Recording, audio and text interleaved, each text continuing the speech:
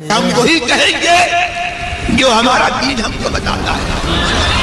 عمل کرو تو تمہارا بھلا ہے، نہیں کوئی عمل کرے تو نقصان ہمارا نہیں ہے اسی کا. نحمده ونصلي ونسلم على رسوله الكريم اما بعد فاعوذ بالله من الشيطان الرجيم بسم الله الرحمن الرحيم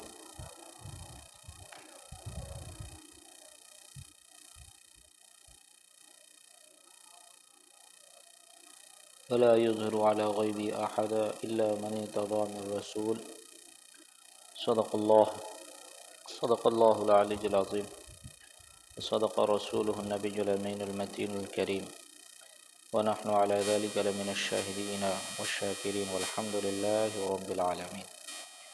رب اشرح لي صدري ويسر لي أمري واحلل عقدة من لساني يفقهوا قولي. إن الله وملائكته يصلون على النبي يا أيها الذين آمنوا صلوا عليه وسلموا تسليما. اللهم صل على سيدنا مولانا محمد معدن الجود والكرم وآله وبارك وسلم صلاة وسلام عليك يا رسول الله صلى الله تعالى عليك وبارك وسلم تسلیما دائما ابدا. عزیزان ملت اسلامیہ رفیقان گرامی، ہمارا یہ درس جاء الحق جو جس میں علم غیب سے متعلق درس ہو رہے ہیں، اور پچھلی مرتبہ آپ نے کچھ عقلی دلائل سماعت فرمائے تھے، تو آئے اسے کنٹینیو کرتے ہیں کہ عقلی دلیل نمبر 4 کہ اگر شاگرد کے علم میں کچھ کمی رہے تو اس کی صرف 4 ہی وجہ ہو سکتی ہیں کہ استاد نے شاگرد کو پڑھایا لیکن شاگرد کے علم میں کمی ہے، تو اس کی وجہ کیا ہے؟ فرمایا اس کی وجہ صرف 4 ہو سکتی ہے. اولاً تو یہ کہ شاگرد نااہل تھا. شاگرد مطلب اسٹوڈنٹ، سمجھ میں آئی بات؟ شاگرد نااہل تھا، استاد سے پورا فیض نہ لے سکا، شاگرد کے اندر خود کمی تھی. دوسرے یہ کہ استاد کامل نہ تھا کہ مکمل سکھا نہ سکا. اور تیسرے یعنی سوم یہ کہ استاد یا تو بخیل تھا کہ پورا علم اس شاگرد کو نہ دیا، یا اس سے زیادہ کوئی اور پیارا شاگرد تھا کہ اس کو سکھانا چاہتا ہے. اور چوتھے یہ کہ جو کتاب پڑھائی وہ ناقص تھی، ہے نا. علم ایک پڑھانے والا ہوگا، ایک پڑھنے والا ہوگا، اور کسی کتاب سے پڑھائے گا. فرمایا یہ 4 وجہوں کی وجہ سے ہی شاگرد کے علم میں کچھ کمی رہ سکتی ہے. اگر یہ 4 وجہ میں سے کوئی وجہ پائی گئی یا چاروں وجہ پائی گئی تو ان 4 وجہوں کے سوا اور کوئی وجہ ہو ہی نہیں سکتی. یہاں سکھانے والا کون ہے؟ نبی پاک صلی اللہ علیہ وسلم کو سکھانے والا کون؟ اللہ تبارک و تعالی. یہاں سکھانے والا پروردگار، سیکھنے والے محبوب صلی اللہ علیہ وسلم. کیا سکھایا؟ قرآن اور اپنے خاص علوم سکھائے. ٹھیک ہے، بتاؤ آیا رب تعالی کامل استاد نہیں، یا رسول اللہ صلی اللہ علیہ وسلم لائق شاگرد نہیں، یا حضور سے زیادہ کوئی اور پیارا ہے، یا قرآن مکمل نہیں؟ 4 وجہ ہے نا کہ شاگرد کے علم میں کمی رہے گی، سیکھنے والے کے علم میں کمی رہے گی. یا تو یہ کہ استاد کامل نہ ہو، کہ وہ شاگرد کو جب کامل ہی نہیں رہے گا تو کیا پڑھائے گا، جب ماہر ہی نہیں رہے گا تو کیا پڑھائے گا. سمجھ میں آئی بات؟ یا پھر یہ کہ شاگرد کاہل ہو، شاگرد کے اندر شوق وق نہ ہو، شاگرد پڑھنا نہ چاہتا ہو، یا شاگرد کے اندر جو ہے سمجھ لیجئے کمی ہو.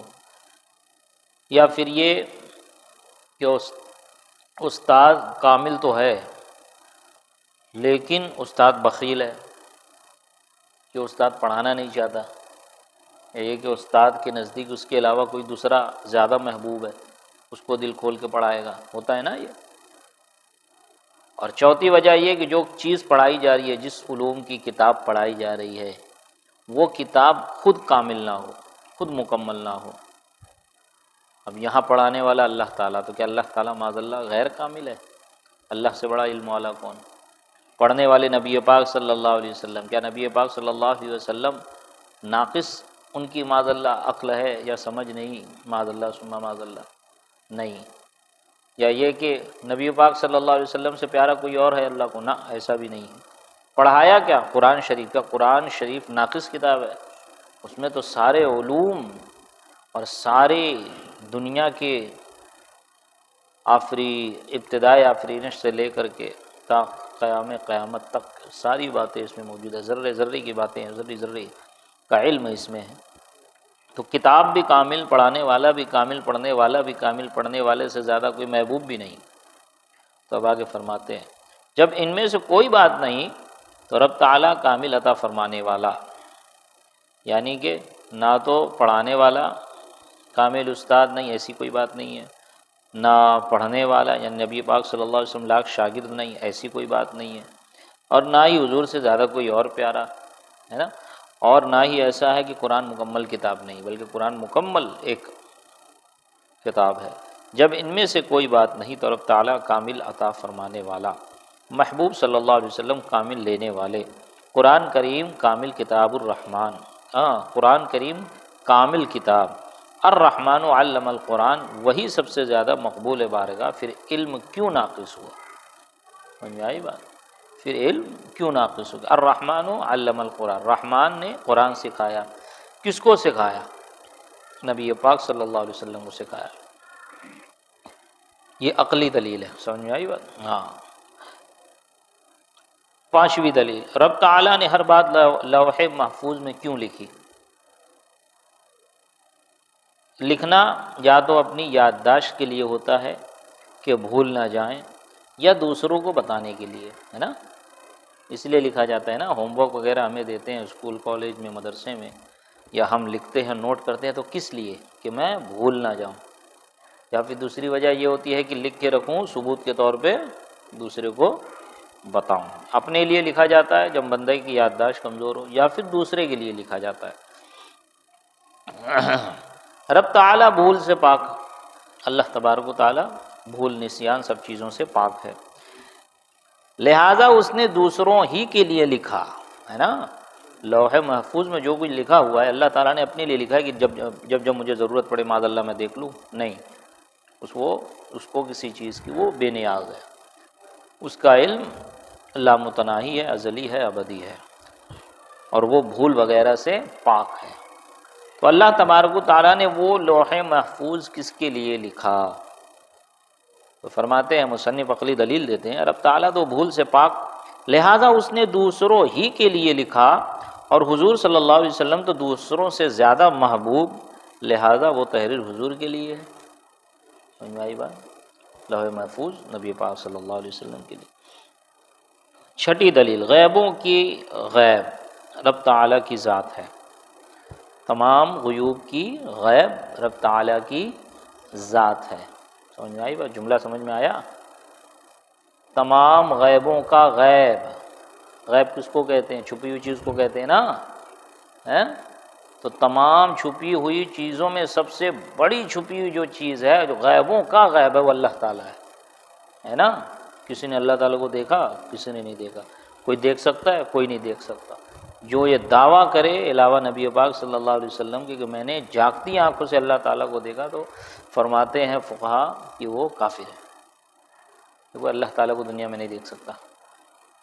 ہاں، مرنے کے بعد، انتقال کے بعد، جنت میں جانے کے بعد جنتی جنت میں ہوں گے، اور جنت سے خدا تعالیٰ کا دیدار کریں گے۔ یہی بات۔ تو تمام غیبوں کی غیب خدا تعالیٰ کی ذات،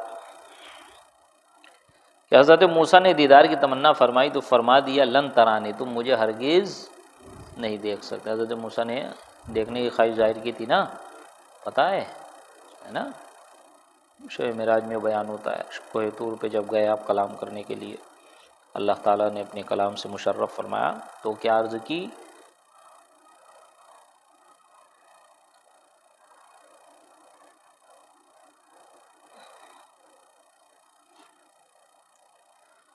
وَلَمَّا جَاءَ مُوسَىٰ لِمِيقَاتِنَا،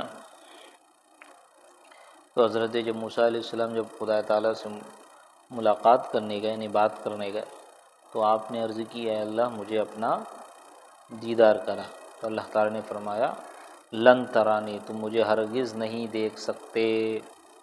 یہ نہیں فرمایا کہ کوئی مجھے ہرگز نہیں دیکھ سکتا، بلکہ فرمایا تم مجھے ہرگز نہیں دیکھ سکتے، ہے نا، تم مجھے ہرگز نہ دیکھ سکو گے۔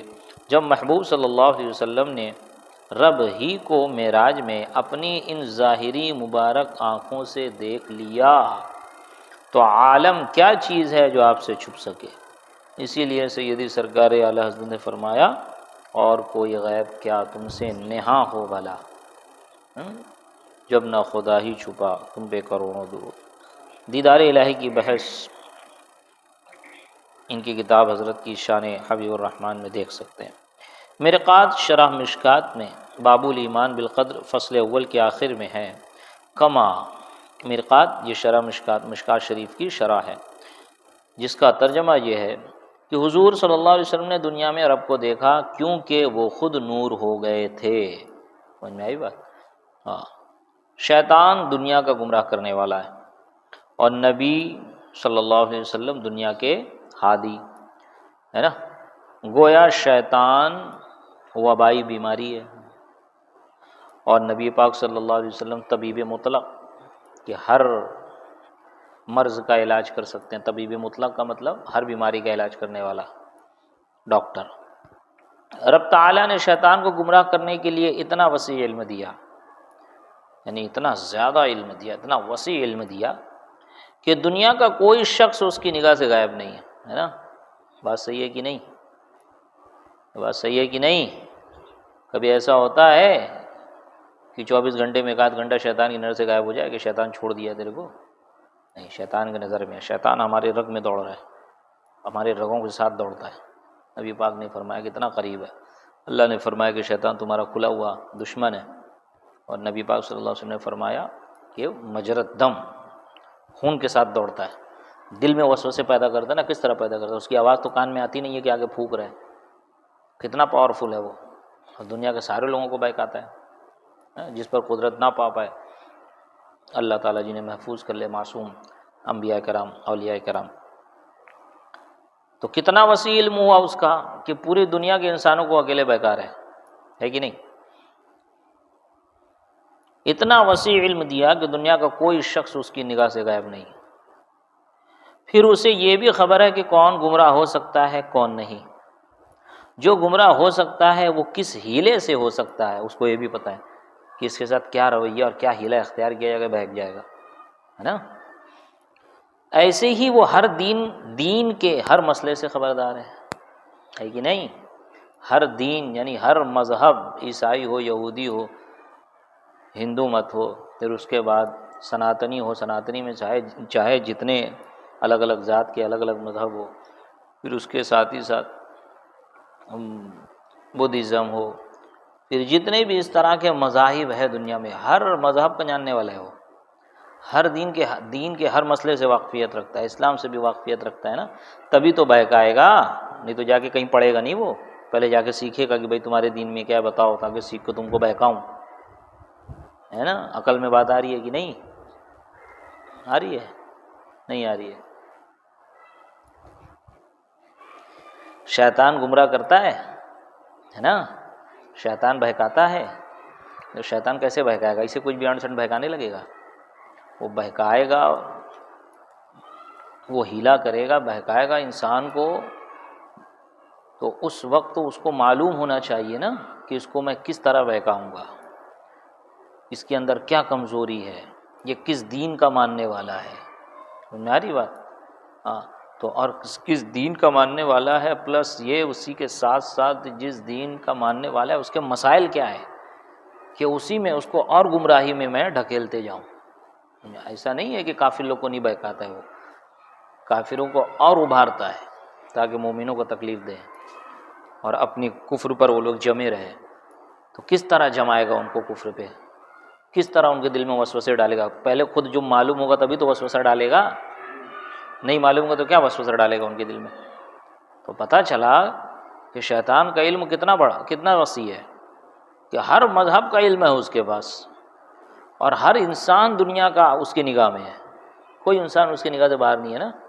کسی کے بارے میں کہ انسان سے بچ کے 10 سال سے، شیطان سے بچ کے یہ آدمی 10 سال سے ہے کہ ابھی تک شیطان کی اس پہ نظر نہیں پڑی ہے، نہیں، وہ خدا تعالیٰ کی بارگاہ میں بول کے آیا، اس نے چیلنج کیا معاذ اللہ، لَأُغْوِيَنَّهُمْ اجمعین الا عبادک منہم المخلصین، میں سب کو گمراہ کر دوں گا مگر وہ کہ جو تیرے مخلص بندے ہیں وہ بچ جائیں گے۔ خدا تعالیٰ جب خدا تعالیٰ نے اس کو جنت سے بھگایا ہے، اپنی بارگاہ سے بھگایا ہے، راندہ بارگاہ کیا، جب وہ مردود ہوا تو اس پہ لعنت بھیجی گئی، تو کس نے کیا کیا؟ لَأُغْوِيَنَّهُمْ اجمعین الا عبادک منہم المخلصین، میں ضرور تیرے بندوں کو بہکاؤں گا، پورے سب کو بہکاؤں گا مگر وہ جو تیرے مخلص بندے ہیں ان پہ میرا زور نہیں چلے گا۔ یہی بات کہ وہ ہر دین کے مسئلے سے خبردار ہے، اسی لیے ہر نیکی سے روکتا ہے، ہر برائی کراتا ہے۔ اس نے رب تعالیٰ سے عرض کیا تھا لَأُغْوِيَنَّهُمْ اجمعین الا عبادک منہم المخلصین۔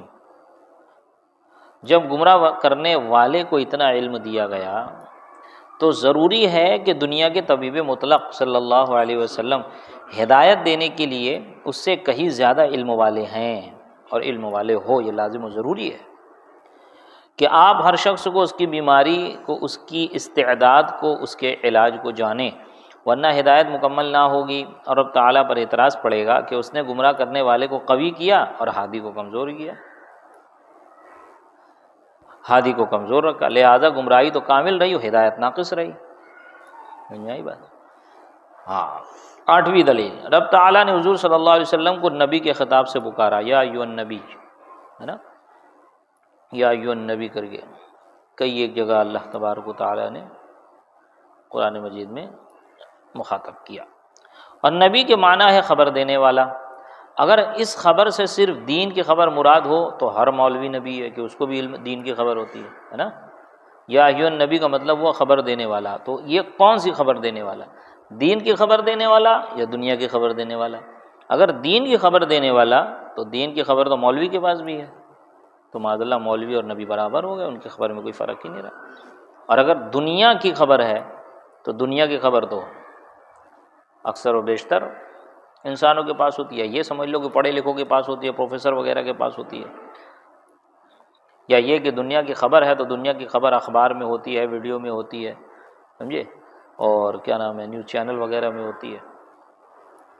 تو اس سے کیا مراد ہے؟ تو فرمایا اگر دنیا کے واقعات مراد ہوں تو ہر اخبار، ریڈیو، خط، تار بھیجنے والا نبی ہو جائے۔ معلوم ہوا کہ نبی میں غیبی خبریں معتبر ہیں، نبی ہونے میں غیبی خبریں معتبر ہیں، یعنی فرشتوں کو عرش کی خبر دینے والا، جہاں تار اخبار کام نہ آ سکے وہاں نبی کا علم ہوتا ہے۔ معلوم ہوا کہ علم غیب نبی کے معنی میں داخل ہے، علم غیب نبی کے معنی میں، میننگ میں داخل ہے۔ نبی کا معنی ہی ہوتا ہے غیب کی خبر دینے والا، تو جو غیب کی خبر دے گا اس کو غیب کا علم نہ ہو، یہ کیسے ہو سکتا ہے؟ سمجھ میں آئی بات؟ ہاں، یہاں تک کہ حضور صلی اللہ علیہ وسلم کے علم غیب کی بحث تھی۔ اب یہ اعتراضات، یہ دلائل عقلی ان کے مکمل ہوئے، اب فرما رہے ہیں کہ یہاں تک تو نبی پاک صلی اللہ علیہ وسلم کی علم غیب کی بحث تھی، اب یہ بھی جاننا چاہیے کہ حضور صلی اللہ علیہ وسلم کے صدقے سے اولیاء کرام کو بھی علم غیب دیا جاتا ہے، مگر ان کا علم نبی پاک صلی اللہ علیہ وسلم کے واسطے سے ہوتا ہے، اور ان کے علم کے سمندر کا قطرہ ہے نا، یہ بارہا آپ نے سماعت فرمایا۔ مرقات شرح مشکات میں کتاب عقائد تالیف شیخ ابو عبداللہ شیرازی سے نقل کرتے ہیں، جس کا ترجمہ یہ ہے، بندہ حالات میں منتقل ہوتا رہتا ہے۔ منتقل ہونا مطلب ایک جگہ سے دوسری جگہ جانے کو کہتے ہیں منتقل ہونا، تو بندے کے حالات بدلتے رہتے ہیں، منتقل ہوتے رہتے ہیں۔ بندہ حالات میں منتقل ہوتا رہتا ہے یہاں تک کہ روحانیت کی صفت پا لیتا ہے، پس غیب جان جاتا ہے، پس غیب جانتا ہے، یعنی کہ وہ اتنا کامل ہو جاتا ہے کہ پھر اسے کچھ غیب کا علم ہو جاتا ہے۔ کامل بندہ چیزوں کی حقیقتوں پر مطلع ہو جاتا ہے اور اس پر غیب الغیب کھل جاتے ہیں، غیب کا غیب کھل جاتا ہے۔ اسی مرقات میں جلد دوم صفحہ 6 پر ہے، پاک و صاف نفس جب کہ بدنی علاقوں سے خالی ہو جاتے ہیں تو ترقی کر کے بزم بالا سے مل جاتے ہیں اور ان پر کوئی پردہ باقی نہیں رہتا، پس وہ تمام چیزوں کو مثل محسوس و حاضر کے دیکھتے ہیں، خواہ تو اپنے آپ یا فرشتے کے الہام سے۔ کیا فرمایا؟ پاک و صاف نفس جبکہ بدنی علاقوں سے خالی ہو جاتے ہیں، جو نفس جو روح پاک و صاف ہو جاتی ہے نا، اولیاء کرام کی روح، انبیاء کے علم کی بات ہو گئی، اب اولیاء کی بات ہو رہی ہے، ان کی روح تو ہمیشہ پاک و صاف رہتی ہے۔ اولیاء کرام کی روح، کوئی مادرزاد ولی ہوتے ہیں اور کوئی بعض اولیاء ایسے ہیں جنہوں نے ترقی کی ہے نا، پیدائشی اولیاء میں ان کا شمار نہیں ہوتا تھا، پھر اللہ تعالیٰ نے ان کو ولایت عطا کی، تو ان کا نفس، ان کی روح جب بدنی موبائل رکھ میں نالائق، درس سننے بیٹھے موبائل دیکھنے بیٹھے، 24 گھنٹہ موبائل چلاتے رہتے ہیں۔ جب ان کی روح، اولیاء کرام کی روح بدنی علاقوں سے خالی ہو جاتی ہے تو ترقی کر کے بزم بالا سے مل جاتے ہیں۔ یہی بات، اسی لیے کم کھاتے ہیں، کم بولتے ہیں، کم سوتے ہیں کہ زیادہ عبادت کریں، اپنے جسم کو ہلکا اس لیے کرتے ہیں کہ روح مضبوط ہو۔ یہی بات، جسم جتنا موٹا جتنا تگڑا ہوگا روح اتنی کمزور ہوتی جائے گی۔ جسم کو اولیاء کرام ہلکا ہی اس لیے کرتے ہیں تاکہ روح مضبوط ہو۔ اسی لیے حضور حافظ ملت فرمایا کرتے تھے کہ یہ تہجد جو ہے یہ روح کی ورزش ہے، روحانی ورزش ہے، اور جو تہجد پڑھتا ہے تو اس کے چہرے سے جھلکتا ہے، اس کو بولنے کی ضرورت نہیں پڑتی۔ تو پھر اس کی حالت کیا ہوتی ہے کہ ان پر پھر کوئی پردہ، اس روح پر کوئی پردہ باقی نہیں رہتا، بس وہ تمام چیزوں کو مثل محسوس و حاضر، جیسے میں محسوس کا معنی سمجھتے ہیں نا، جو 5 سینس سے کسی چیز کو دیکھا جائے سمجھا جائے، 5 سینس جسے حماسِ خمسہ کہتے ہیں، سمجھائی بات؟ تو محسوس اسے کہتے ہیں، حاضر جو سامنے ہو، خواہ تو اپنے آپ خود سے دیکھ لیتے ہیں یا پھر فرشتے کے الہام کے ذریعے سے۔ شاہ عبدالعزیز صاحب تفسیر عزیزی میں سورہ جن میں فرماتے ہیں، لوح محفوظ کی خبر رکھنا اور اس کی تحریر دیکھنا بعض اولیاء سے بطریق تواتر منقول ہے۔ امام ابن حجر مکی کتاب الاعلام میں اور علامہ شامی سل الحسام میں فرماتے ہیں، جس کا ترجمہ یہ ہے، جائز ہے کہ خاص حضرات کسی معاملہ یا فیصلے میں غیب جان لیں، جیسا کہ بہت سے اولیاء اللہ سے واقع ہوا اور یہ مشہور بھی ہو گیا۔ شاہ ولی اللہ صاحب الطاف القدس میں فرماتے ہیں، نفس کلیہ، اچھا یہ فارسی عبارت ہے، عارف کا نفس بالکل جسم بن جاتا ہے اور عارف کی ذات بجائے روح کے ہو جاتی ہے، وہ تمام عالم کو علم حضوری سے دیکھتا ہے، تمام عالم کو اپنے سامنے دیکھتا ہے۔ لطاف المنن نے فرمایا کہ کامل بندے کا اللہ کے غیبوں میں سے کسی غیب پر مطلع ہو جانا عجیب نہیں، اس حدیث کی وجہ سے کہ مومن کی دانائی سے ڈرو، ہے نا، اتقوا فراست المؤمنین، مومن کی فراست سے ڈرو، مومن کی دانائی سے ڈرو، کیوں؟ اس لیے فَإِنَّهُ يَنظُرُ بِنُورِ اللَّهِ، اس لیے کہ وہ اللہ کے نور سے دیکھتا ہے۔ مومن کی دانائی سے ڈرو کیونکہ وہ اللہ کے نور سے دیکھتا ہے، اور یہی اس حدیث کے معنی ہے کہ رب فرماتا ہے کہ میں اس کی آنکھیں ہو جاتا ہوں، میں اس جس سے وہ دیکھتا ہے، بس اس کا دیکھنا حق کی طرف سے ہوتا ہے، بس اس کا غیب پر مطلع ہونا کچھ عجیب بات نہیں۔ امام شعرانی الیواقیت والجواہر میں فرماتے ہیں غیبی علوم میں مجتہدین کا قدم مضبوط ہے۔ حضور غوث پاک فرماتے ہیں نظرت الی بلاد اللہ جمعا کخردلۃ علی حکم اتصالی، ہم نے اللہ کے سارے شہروں کو اس طرح دیکھ لیا جیسے چند رائی کے دانے ملے ہوئے ہوں، ہے نا؟ چند رائی کے دانے ہتھیلی پہ رکھ کے دیکھیں گے، کیسے دیکھیں گے؟ سرکار غوث پاک بنا اللہ کے سارے شہر میرے ہاتھ میں ایسے ہی ہے۔ شیخ عبدالحق محدث دہلوی ضبطۃ الاثار میں حضور غوث پاک کا ارشاد نقل فرماتے ہیں، اے بہادر والے فرزندو، آؤ اور اس دریا سے کچھ لے لو جس کا کنارہ ہی نہیں، قسم ہے اپنے رب کی کہ تحقیق نیک بخت اور بدبخت لوگ مجھ پر پیش کیے جاتے ہیں اور ہمارا گوشہ چشم لوح محفوظ میں رہتا ہے۔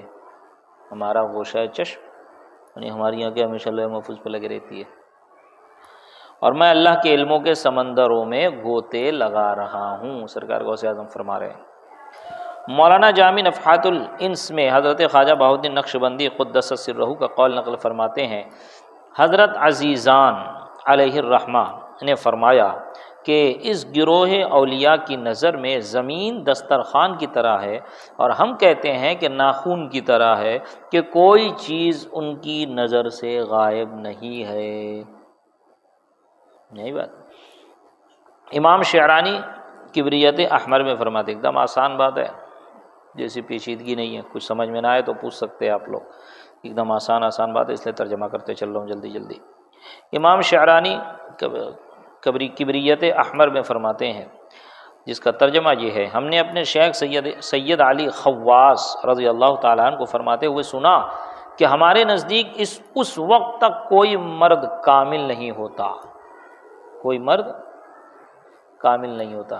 یہاں مرد سے مردانگی والا مرد نہ لے لینا، یہ مرد کامل سے مراد اللہ والا ہے نا، ولی کامل، وہ مرد کامل۔ کوئی مرد کامل نہیں ہوتا جب تک کہ اپنے مرید کی حرکات نسبی کو نہ جان لے، یوم میثاق سے لے کر اس کے جنت یا دوزخ میں داخل ہونے تک کو۔ اپنے مرید کی حرکات نسبی سمجھے ہیں؟ نہیں سمجھے؟ آگے کہا یوم میثاق سے لے کر جنت و دوزخ میں داخل ہونے تک کو، یعنی وہ کہاں سے پیدا ہوا، اس کا اصل باپ کون ہے، حضرت آدم کی نسل سے کہاں سے آیا ہو، اس کا باپ کون ہے، اس کے باپ کا باپ کون ہے، اس کے باپ کا باپ کون ہے، اس کے باپ کا باپ کون ہے، یہاں تک کہ حضرت آدم تک پہنچ جائے، یوم میثاق تک پہنچ جائے۔ یوم میثاق میں تبھی تو پہنچیں گے۔ تو یوم میثاق سے لے کر، یا یہ سمجھیں کہ وہ کن اولاد میں آتا ہے، کن کی اولاد میں آتا ہے، یہ جانتے ہیں، اور یوم میثاق میں اس کا کیا حال تھا یہ جانتے ہیں، اور یوم میثاق سے لے کر پھر جنت و دوزخ تک وہ جنتی ہے کہ دوزخی ہے یہ بھی جانتے ہیں۔ جب تک اپنے مرید کے اس حالات سے، ان حالات سے واقف نہ ہو، ہم اسے مرد کامل شمار نہیں کرتے۔ شاہ ولی اللہ صاحب فیوض الحرمین میں فرماتے ہیں، جس کا ترجمہ یہ ہے، پھر وہ مرد عارف بارگاہ حق کی طرف جذب ہو جاتے ہیں، پس وہ اللہ کے بندے ہوتے ہیں اور ان کو ہر چیز ظاہر ہو جاتی ہے۔ مشکات جلد اول کتاب الدعوات باب ذکر اللہ والتقرب صفحہ 197 میں ابو ہریرہ رضی اللہ تعالیٰ عنہ سے روایت ہے بروایت بخاری، جس کا ترجمہ یہ ہے، یعنی مشکات میں صاحب مشکات نے یہ حدیث کس کی روایت سے نقل کی؟ امام بخاری کی روایت سے، بخاری شریف کی روایت سے۔ رب تعالیٰ فرماتا ہے، پس جب کہ میں اس بندے سے محبت کرتا ہوں تو اس کے کان بن جاتا ہوں جس سے وہ سنتا ہے، اور آنکھ بن جاتا ہوں جس سے وہ دیکھتا ہے، اس کا ہاتھ جس سے وہ پکڑتا ہے، اس کا پاؤں جس سے وہ چلتا ہے۔ یہ بھی خیال رہے کہ حضرت خضر و الیاس علیہم السلام اس وقت زمین پر زندہ ہیں، ہے نا، اور یہ حضرات اب امت مصطفیٰ کے ولی ہیں، انبیاء ہونے کے ساتھ ساتھ، اور حضرت عیسیٰ جب تشریف لائیں گے وہ بھی اس امت کے ولی کی حیثیت سے ہوں گے، امتی کی حیثیت سے ہوں گے، نبی پاک کی امت ہے نا، لیکن ایسا نہیں کہ ان سے نبوت زائل ہو گئی، نہ، کسی نبی کی نبوت زائل نہیں ہوتی۔ آپ بحیثیت نبی تشریف نہیں لائیں گے، آپ نبی پاک صلی اللہ علیہ وسلم کی امت کی حیثیت سے، امتی کی حیثیت سے تشریف لائیں گے، ہے نا۔ ان کے علوم ہم پہلے ذکر کر چکے ہیں، ان کے علوم بھی اب حضور صلی اللہ علیہ وسلم کی امت کے اولیاء کے علوم ہیں، سمجھ میں آئی بات؟ تو دیکھیں کہ اللہ تبارک و تعالی اپنے محبوب کی اور انبیاء کرام کی جو امتی ہوتے ہیں، ان میں جو اولیاء ہوتے ہیں، اولیاء امت، ان کو بھی اللہ تبارک و تعالیٰ کیسے کیسے علم عطا فرماتا ہے، اور لوگ نبی پاک صلی اللہ علیہ وسلم کے علم غیب کا انکار کرتے ہیں۔ حضور مفتی اعظم علیہ رحمت الرضوان کا عرس گزرا، ایک واقعہ حضرت کا یاد آ گیا کہ ایک دیوبندی شخص آپ کی بارگاہ میں آیا اور اس نے کہا کہ مولانا، ہم نے سنا ہے کہ آپ لوگ نبی پاک صلی اللہ علیہ وسلم کے علم غیب مانتے ہیں کہ اللہ تعالیٰ کے نبی پاک صلی اللہ علیہ وسلم کو غیب کا علم تھا، ہے؟ تو آپ نے کہا بے شک ہم مانتے ہیں، آج بھی ہے۔ بولے اس کی دلیل کیا ہے، کہاں سے ثابت کرتے ہیں؟ تو آپ نے فرمایا کہ آپ پہلے میرے سوال کا جواب دے دو تو پھر میں تمہارے سوال کا جواب دوں گا۔ تو وہ شخص کہتا ہے آپ لوگوں کا یہی معاملہ ہے کہ آپ لوگ جواب نہیں دیتے، الٹا سوال کرنے لگتے ہیں، پہلے میرے سوال کا جواب دو، اس کے بعد میں آپ کے سوال کا جواب دوں گا۔ آپ فرماتے ہیں میرا سوال سن لو، ہو سکتا ہے تم کو میرے جواب کی، اپنے جواب کی ضرورت ہی نہ پڑے، میرے ہی سوال کے جواب سے کام چل جائے۔ وہ کہتا ہے بولو کیا ہے سوال؟ بولے اس شخص کے بارے میں تم کیا کہتے ہو کہ جو اپنی والدہ کے ساتھ بدسلوکی کرتا ہو اور اس کو گھر سے مار کر باہر بھگا دے اور اس کا خیال نہ رکھے۔ دوسرا یہ کہ غالباً قرض وغیرہ کی اس طرح کی کوئی بات تھی کہ وہ کسی سے قرض لیا ہے اور قرض دینے کا ارادہ نہیں رکھتا ہے۔ اور پھر تیسری ایسی خامی گنا ہے، یعنی 3 خامیاں گنا ہے، میرے ذہن میں نہیں آ رہی ہے، ایک خامی تو ذہن میں ہے کہ وہ والدہ سے بدسلوکی کرتا ہے۔ جب وہ تینوں سوال حضور مفتی اعظم علیہ رحمت الرضوان نے اس سے کیا تو وہ قدموں میں گر گیا اور اس نے کہا کہ حضرت جانے دیجئے، نبی پاک صلی اللہ علیہ وسلم کے علم غیب کی دلیل مجھے نہیں چاہیے۔ بولے جب نبی پاک صلی اللہ علیہ وسلم کے امت کے ایک عالم کا علم غیب کا یہ حال ہے کہ میں سامنے بیٹھا ہوں، آپ میری ہی بات بتا رہے ہیں کہ میرا رویہ میری والدہ کے ساتھ کیا ہے، میں نے لوگوں کے ساتھ کیا رویہ اختیار کیا ہوا ہے، تو پھر نبی پاک صلی اللہ علیہ وسلم کے غیب کا علم کیا ہوگا، سمجھے؟ تو حضور مفتی اعظم علیہ رحمت الرضوان اسی کے حالات بتا رہے تھے اس کو کہ تو حالانکہ پہلی بار ملاقات کیا تھا، اجنبی آدمی تھا۔ اسی طرح ایک مرتبہ ایک صاحب کشف حضرت جو ہے امام حضرت حضور مفتی اعظم علیہ رحمۃ الرضوان کے رضا مسجد میں آ گئے، سیدھی سرکار اعلیٰ حضرت کی جو مسجد ہے، سرکار مفتی اعظم کی ان کے زمانے کی بات ہے، آگے نماز پڑھنے لگے۔ اب جو امام صاحب تھے وہ امام صاحب بیچارے پریشان کہ ان کی اہلیہ نے کہہ دیا تھا کہ چپل چاہیے۔ اب وہ نماز پڑھا رہے ہیں لیکن ان کا دل لگا ہوا ہے چپل میں، یہ علی دکان پہ ڈھونڈو، یہ علی دکان پہ ڈھونڈو، یہ علی دکان پہ ڈھونڈو، مقتدیوں کو کیا معلوم۔ لیکن وہ صاحب کشف حضرت جب آئے وہ بھی نماز میں تھے ہیں، اور حضور مفتی اعظم علیہ رحمت الرضوان بھی نماز میں تھے۔ تو جب انہوں نے امام صاحب سے کہا بعد میں، امام صاحب نماز دل لگا کے پڑھایا کیجیے، جب نماز آپ پڑھا رہے تھے تو کبھی اس چپل کی دکان پہ جا رہے ہیں، کبھی اس چپل کی دکان پہ جا رہے ہیں، نماز پڑھا لیں اس کے بعد جائیں۔ تو حضور مفتی اعظم علیہ رحمت الرضوان سے انہوں نے شکایت کی کہ آپ کے امام کا یہ حال ہے، تو آپ نے فرمایا آپ تم میرے امام کی بات کرتے ہو، خود تم اس کے پیچھے پیچھے دکان میں گھوم رہے تھے، اس کا کون جواب دے گا کہ وہ کہاں جا رہا ہے، آپ کو کیسے معلوم؟ تو آئی بات۔ تو یہ تو صاحب کشف حضرات ایسے ہوتے ہیں، یہ اللہ تبارک و تعالیٰ ان کے بارے میں ارشاد فرماتا ہے، حدیث قدسی ہے۔ حدیث قدسی کا مطلب یہ کہ روایت کرنے والے نبی پاک صلی اللہ علیہ وسلم، بیان کرنے والا اللہ تعالیٰ، اسے کہتے ہیں حدیث قدسی۔ ہاں، تو نبی پاک صلی اللہ علیہ وسلم نے ارشاد فرمایا کہ اللہ تعالیٰ ارشاد فرماتا ہے کہ جب میرا بندہ فرائض کے ساتھ ساتھ نوافل پر مداومت اختیار کرتا ہے تو میں اس کو اپنا قرب عطا فرماتا ہوں، پھر میں اس کی آنکھیں ہو جاتا ہوں جس سے وہ دیکھتا ہے، میں اس کے ہاتھ ہو جاتا ہوں جس سے وہ پکڑتا ہے، میں اس کے کان ہو جاتا ہوں جس سے وہ سنتا ہے، میں اس کی زبان ہو جاتا ہوں جس سے وہ بولتا ہے، میں اس کا ہاتھ ہو جاتا ہوں جس سے وہ پکڑتا ہے، میں اس کا پیر ہو جاتا ہوں جس سے وہ چلتا ہے۔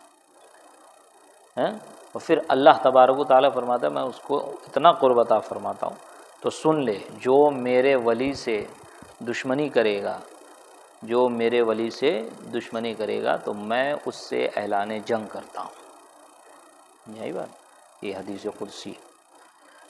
تو اللہ تبارک و تعالیٰ جب کسی اپنے مقبول، اپنی بارگاہ کے مقبول بندے کی ذات میں، کہ اس کی ذات کو اپنی صفت کا مظہر بنا دے، اپنی صفات کا مظہر بنا دے، تو پھر سارے حجابات اس کے آنکھوں سے اڑ جاتے ہیں، پھر وہ دور دراز کی آواز بھی سن لیتا ہے، اور دور دراز کی آواز مثل ایسے سنتا ہے جیسے کوئی سامنے بیٹھا ہو۔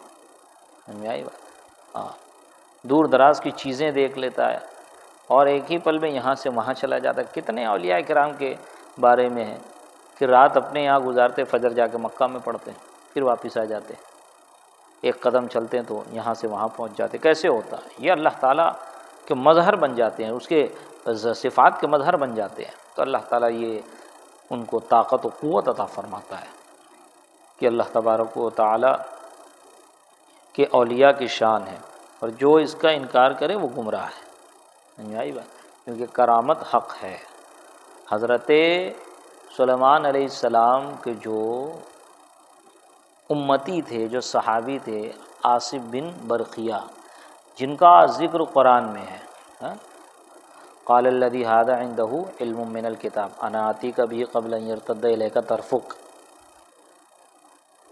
کیا کہا؟ جس کے پاس کتاب کا علم ہے اس نے کہا کہ آپ کے پلک جھپکنے میں لے آؤں گا میں، اور لے آئے وہ، اور کوئی بھی 1-2 فٹ 4-5 فٹ کا نہیں تھا، وہ اتنا بڑا تھا کہ 40 گز لمبا چوڑا، پلک جھپکنے میں وہ تخت بلقیس اٹھا کے حضرت سلیمان علیہ السلام کے سامنے۔ کیسے ہوا یہ کرامتی ہے نا، نبی تو ہے نہیں، نبی ہوتے تو معجزہ ہوتا۔ ہاں یہ ہے کہ اولیاء کی کرامت ان کے